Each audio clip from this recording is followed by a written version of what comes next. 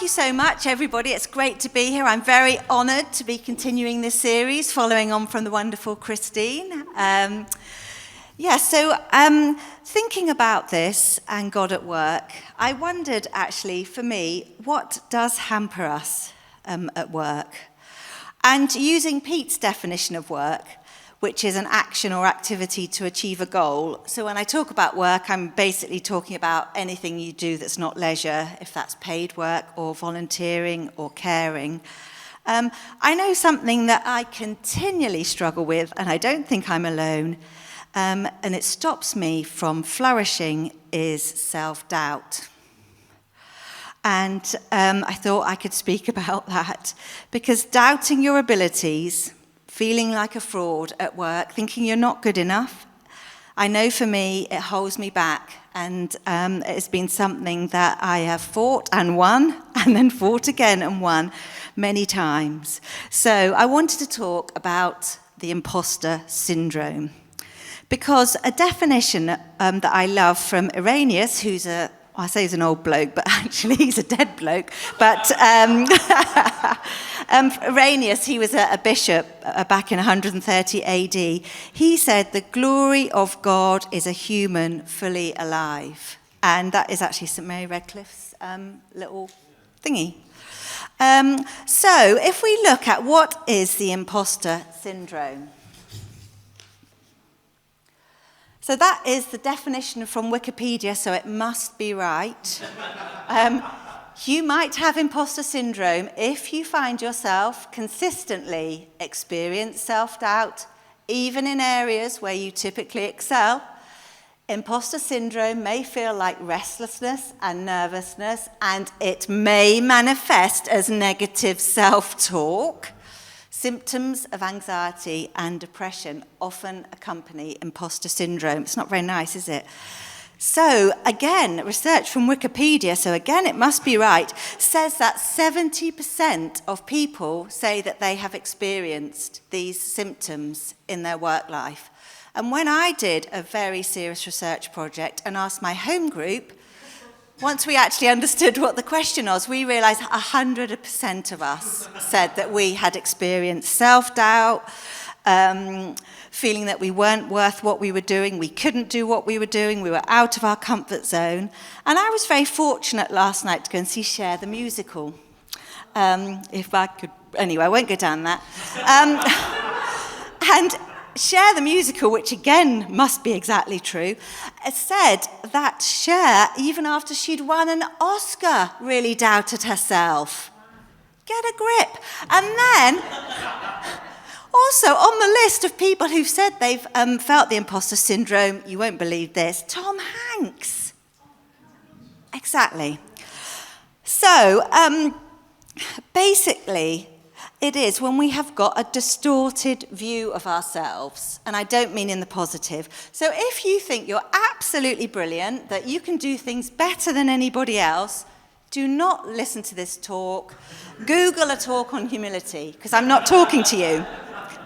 But I don't think, actually, although there's a lot about being humble in the Bible, there is also a lot about do not fear. And so I know for me, if I find myself doubting, oh, it's not nice, because instead of being on the front foot, I'm on the back foot. I'm defensive. I'm thinking, oh, I might not say anything here because I might say something wrong. Also, you can waste a lot of time self-checking. Was that all right? Should I do this? It can be such an awful thing. And I know recently when I joined Westminster Theological Centre, after a long career in industry, here I am suddenly working for an academic institute, and my boss has got like a PhD from Cambridge and loads of other things. Her boss has got 4 degrees. I have got a degree, some many years ago, but I tell you what, I suddenly thought, oh no, I'm not really worth working here. Why am I working here? And then I thought, hang on, I know what's happening here.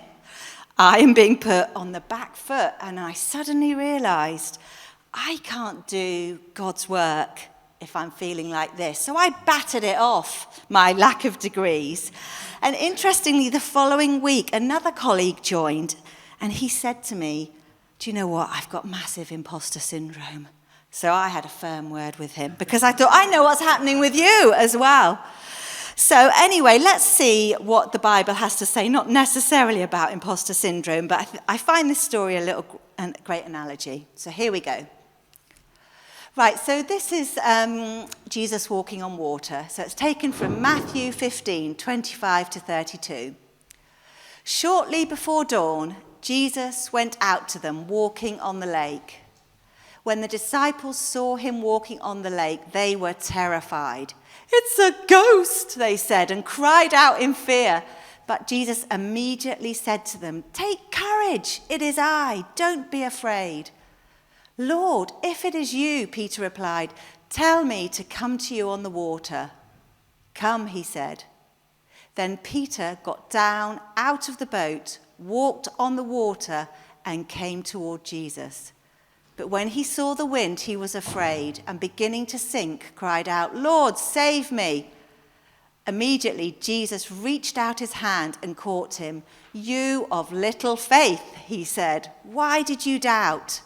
And when they climbed into the boat, the wind died down. I mean, this is a great story, isn't it? And I also think, we tend to think of Peter as a bit of a failure here, don't we? But he walked on water, as did Jesus. So if you look a little bit at the detail of this passage, it says early in dawn. Some versions say the fourth watch, which was 3 a.m. We're not at our best at that time, are we? I'm certainly not. And then Jesus does this almighty miracle. We're kind of familiar with this story, but walking on water is pretty impressive. And it's showing us that there is nothing created which is not under Christ's control. And that is pretty encouraging.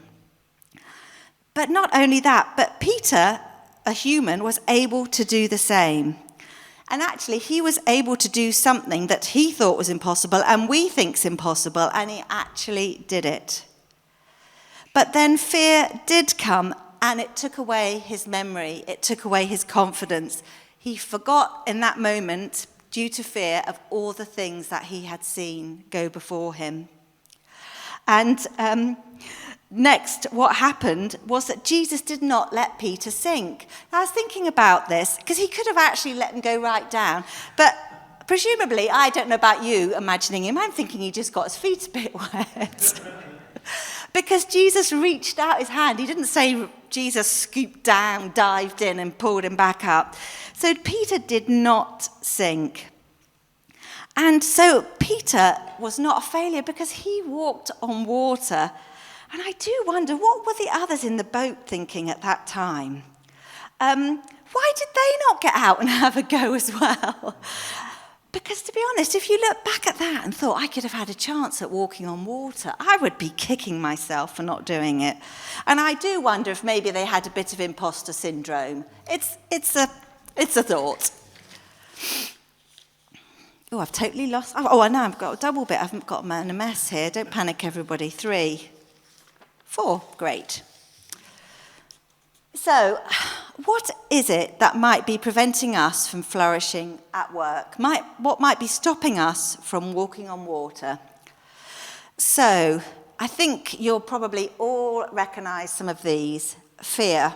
I might mess this up. I mean, you might. I certainly have, but you might. That is a thing, isn't it? External circumstances.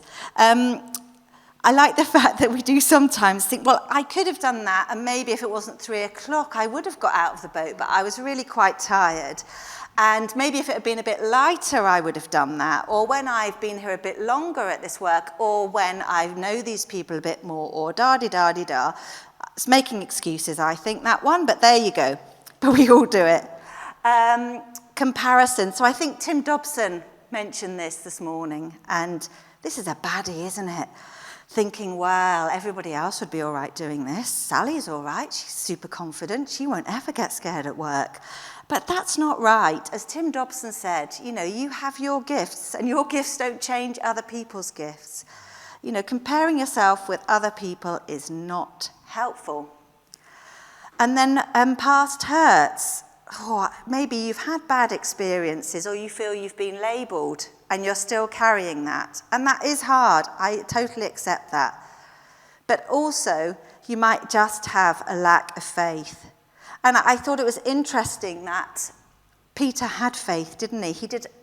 What is an unbelievable thing? He got out of a boat. He must have known it was deep there. He got out of that boat, but he saw the storm, and actually he forgot that it was Jesus that had commanded him. And I think sometimes, I know myself, I'm very guilty of this, I get too focused on myself, and I have a lack of faith. So, what can we do about this? Because I think we can. So, I think for me, I just look at the truth. When I'm feeling like this, I look at the truth. I remind myself of God's character. And somebody I worked with last year said to me that nothing is a coincidence with God. And I found that so challenging. So, nothing, where you are, is not a coincidence. I think God can use you where you are. And I think we need to remember that we are there for a reason. I guess those disciples were out on the boat. Jesus had told them to go there. That was a reason for that. So I think sometimes actually, look, why am I in this situation? Why am I at this church? Why am I in this neighborhood? It's not a coincidence. I think I've hardly met anyone that's had a real big calling. Have you, where they've had a voice sort of thing saying, go and run the country, for example?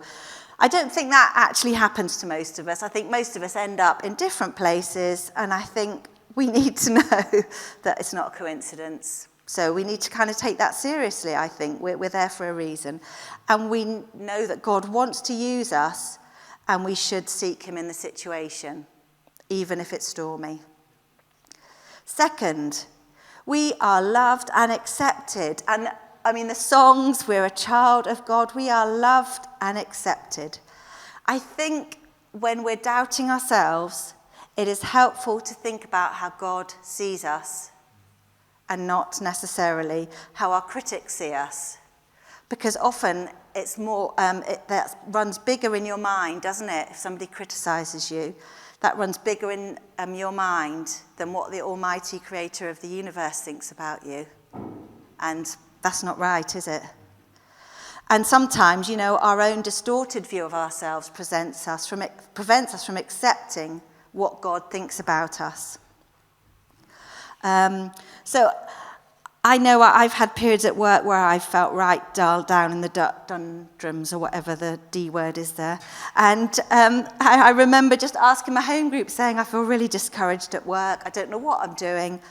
And we just prayed for encouragement. And the very next day, somebody senior came up to me and just gave me a massive encouragement. That's not a coincidence, is it? So get it out. Tell people if you're feeling like that. Pray about it. Ask either for God to reveal to you how he sees you, or just ask for a bit of encouragement. Ask for kindness. And I'm sure you've experienced it, but so many times people come up to you when you're at a low ebb, don't they, with a bit of kindness. So the next thing is about what I want to say about Tim, saying that God has given us our own gifts. And I like this phrase, we're not really expected to lead somebody else's life. And I think that's quite helpful, because you could say, if only I had that, I could do that. If only I had their gifts, or if only I was like them. But actually, God won't be saying, hang on, how did you lead your neighbour's life? It will be about what you did. And I think we have to take that seriously. And I think in this case as well, if stats are anything to go by, if you declare that you're struggling, 70% of people will understand what you're talking about and say, me too, or 100% if it's my home group.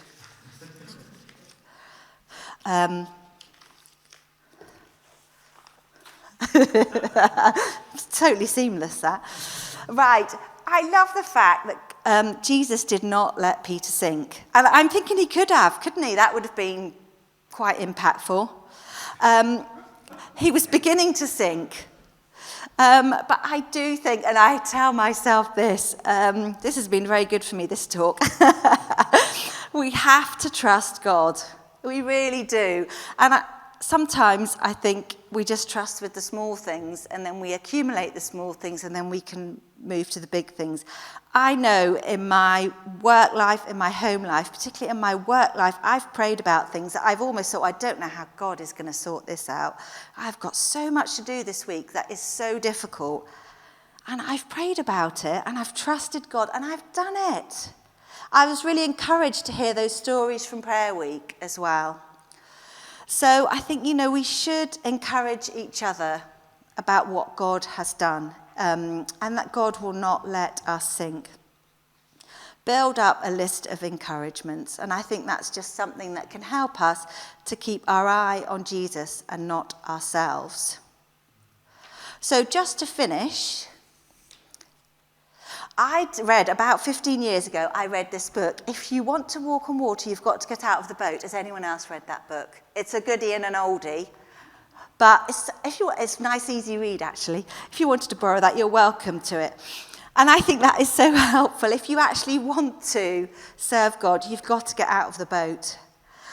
We're not alone because we have the power and the presence of God, which is how Peter walked on water. So I do think, as I said, if you'd had missed that opportunity, you would have been annoyed, wouldn't you? Imagine telling your children, I walked on water last week when I was out. And I think that God wants to show you how he can use the gifts he's given you. I think, he has things for you. So if you're a bit stuck, I think lay it before God. And also, I've got a really brilliant story about one of my students in Bristol that just really super encourages me about if you step out of the boat, this is what can happen. So at our college, we're really keen on helping people who've missed education for whatever reason, and particularly maybe if they've got a criminal or addiction background. And one of my students had both. He was both an addict and had been in prison several times. He became a Christian, and his vicar contacted me to ask me if I thought he could study with us. And he had no schooling to mention, so we checked that he'd be all right because we would hate for him to fail, but he came and studied with us. And I asked him how it was going, and I was blown away by his answer, because he said, he's doing a degree, he said, when I sit in the lectures and I look around the room, I think I shouldn't be here. I'm not good enough for this. Look at my past. And then he says, but I think I am here. And I'm absolutely loving it.